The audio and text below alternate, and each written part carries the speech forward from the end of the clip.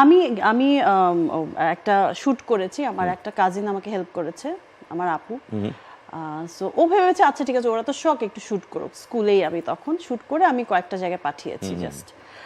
তো পাঠানোর পর বিবি আপার ওইখান থেকে কল এসছে, আমার হাইটটা তো ভালো, দ্যাটস ওয়াই, অ্যান্ড যাওয়ার পরে সঙ্গে সঙ্গে সিলেক্টেড। আচ্ছা, তারপর কিছু টিভিসিও আসলো, বাট এর আগে তো আমি অনেক মার খেলাম, বাসায় প্রচুর, মানে একদম বিচার বসানো হলো যে ধরা খেয়েছে, স্যারের বাসায় যায়নি, সায়েন্স নিব, ওকে ডক্টর হতে হবে, এইসব, তোমার মেয়ে তো ধ্বংস হয়ে যাবে, আমাদের ফ্যামিলির মান সম্মান সবকিছু শেষ, সব ধুলোয় মিশে গেছে।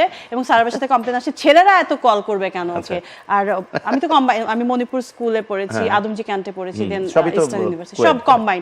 এবং আমার মা বলেছে যে ওকে কম্বাইন দেওয়াটাই ভুল হয়েছে, বাট আমার কিন্তু ছেলেদের ব্যাপারে বিন্দুমাত্র কোনো ইন্টারেস্ট নাই। হ্যাঁ, সুস্থ জীবন,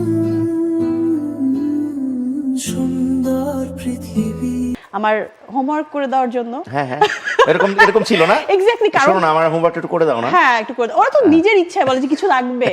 সো এই ইয়েগুলো আমি পেয়েছি, বাট বাসা থেকে আমার যে স্ট্রাগলটা, আমার মা আমাকে, আমি কাজ করতাম দেখে আমাকে খেতে দিত না ঠিক মতো, দরজা লক করে রাখতো, অনেকক্ষণ রাস্তায় দাঁড় করিয়ে রাখতো, পকেট মানি দিত না, না খেয়ে কাজ করে আসতাম, তারপরে বলতো যে খাওয়া নাই, ধরা খাওয়ার পর, মানে ওটা রাগের আর কি।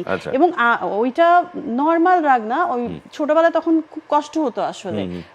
আমি বলবো যে অনেক লম্বা সময় আমার মার সাথে এরকম করতে করতে এমন একটা তিক্ততা হয়ে গেছে, এখন অনেক মিস করি, যেহেতু সে বাইরে থাকে, আমার সঙ্গে থাকে না, আমার বোনদের সাথে থাকে।